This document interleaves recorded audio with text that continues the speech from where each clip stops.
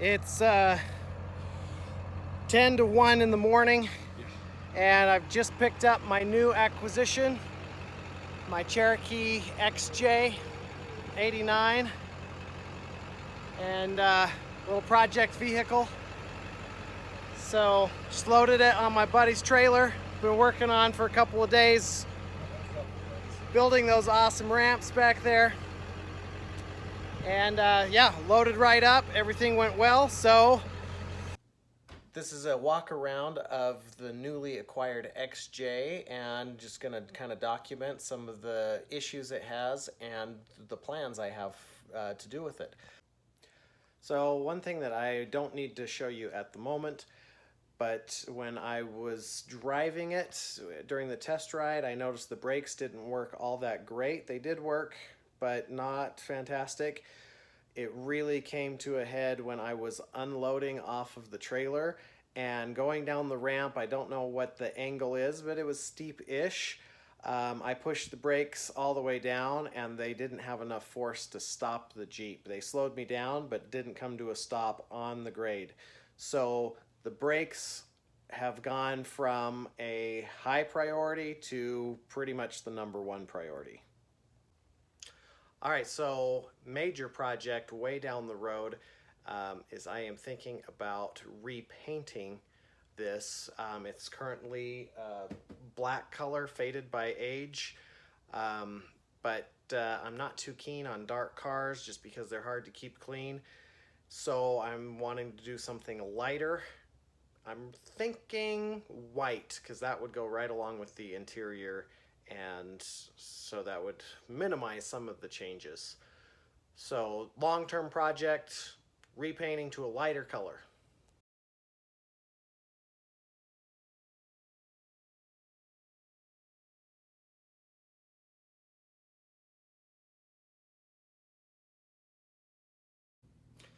Okay, short-term project, or probably medium-term really to be honest, is to replace this weather seal here on the bottom of the windows. All four of them kind of look like this. You can see they're all just cracked and coming out, so we'll get that replaced at some point in the not too distant future.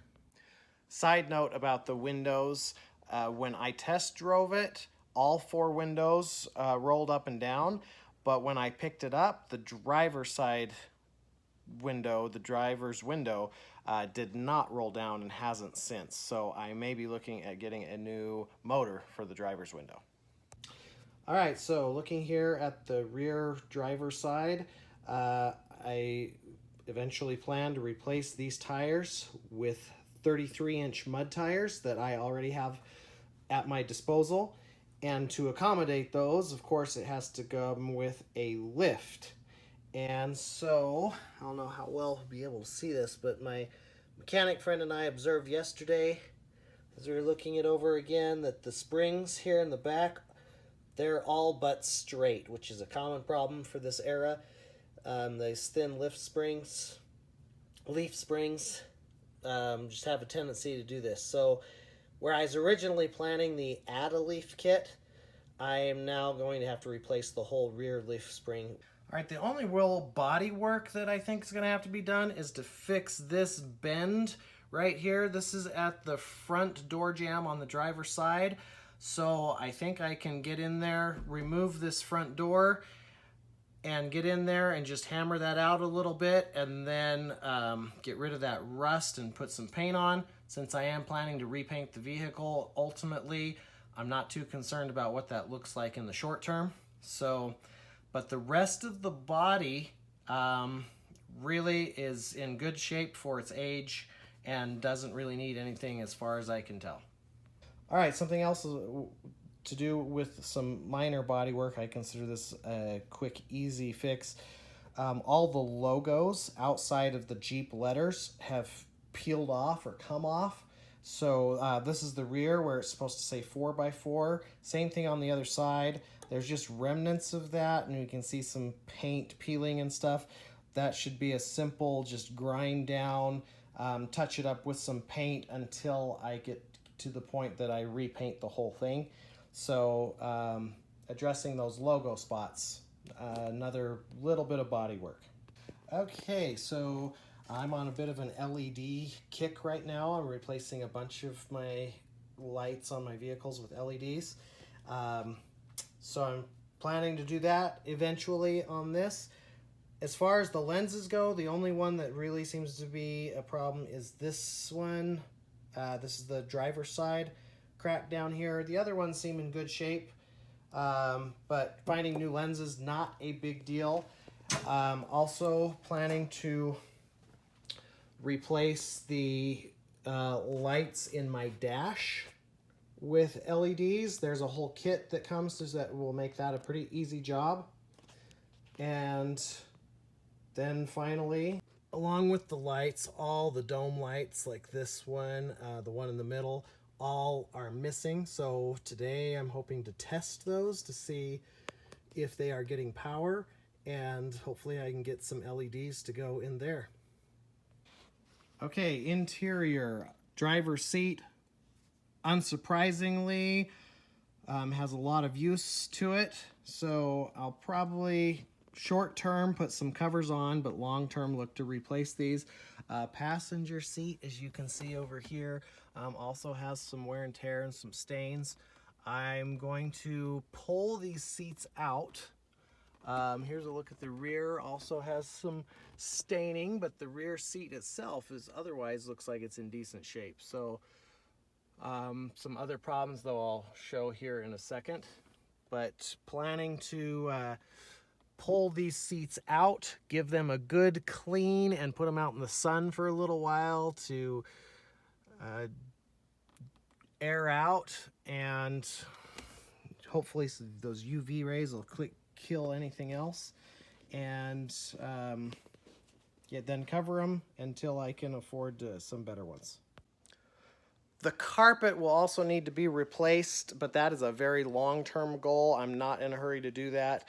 I'll clean it, hit it with some Febreze or something like that to kill the odor, and then I'm planning to put some mats in, driver, middle, and even in the cargo bay, which will serve me, I'm sure, for probably several years. So that's really for when I just have some extra funds that I can put into it. Not an emergency in my mind by any means. I appreciate the patriotism of the previous owners. We've got an American flag currently serving as a headliner, but it wasn't put in very well.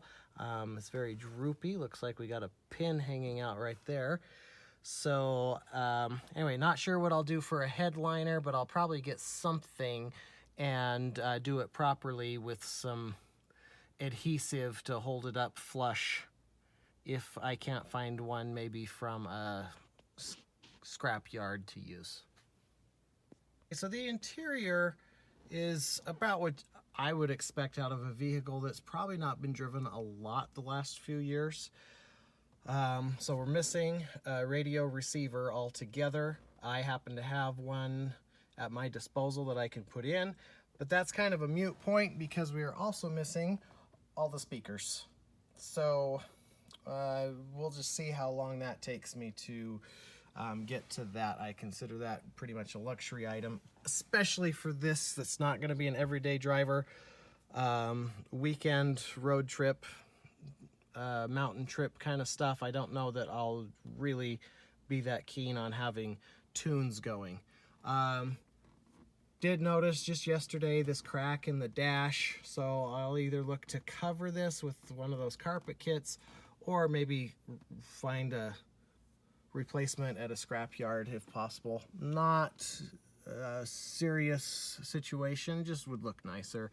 But we've got, you know, some dust accumulating on everything. Nothing a good clean won't take care of. Got to figure out what this switch is. We believe that it is tied directly into the battery. My first suspicion is that it is maybe for the electric fan, but anyway, got that to figure out. Oh, that might be this. That's the starter. Wow, just figured that out. Okay. Buttons right here on this don't work. So this just flops open. I'll see what I can figure out for that. You can see a bunch of junk and stuff from the previous owners. One of my first projects is to come clean all that stuff out. Okay, so in the back here, one of the things I got to figure out, hopefully this will just take some tinkering, but you can see that this rear seat is not latching at all, and that's the same story for the bottom. Not latching, so I'll get some of this stuff cleaned up and see if I can figure out.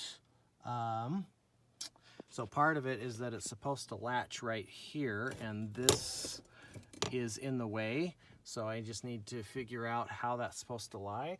At least I do still have the bottle jack, and I think this is related to it. Oh, well, there we go. Just a simple push. Solved that. Anyway, a lot of cleaning to do here first. We'll get that solved. So I did get the lift gate open, and you can see this fascia hanging off. That's what I was talking about. So I'll see if I can tinker with that and get that figured out so that this will open and close easily.